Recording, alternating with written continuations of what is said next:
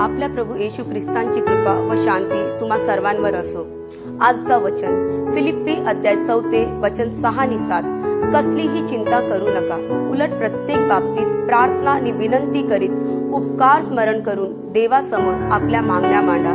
देव देत असणारी शांती जी साऱ्या बुद्धी सामर्थ्यापलीकडे आहे, ती शांतीच तुमचे विचार आणि मन ख्रिस्त येशू ठाई सुरक्षित ठेवील।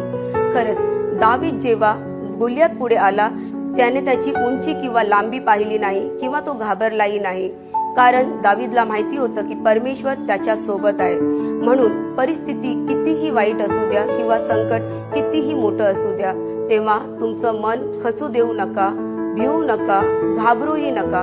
उलट प्रत्येक परिस्थितीत नित्य निरंतर प्रार्थना करा, विश्वास ठेवा आणि स्तुती गीत गात येशूला धन्यवाद द्या, कारण परमेश्वर आपली प्रार्थना ऐकणारा परमेश्वर आहे। तो जिवंत परमेश्वर आहे आणि तो सदा आपल्या लोकांची प्रार्थना ऐकतो आणि त्यांच्या सोबत असतो।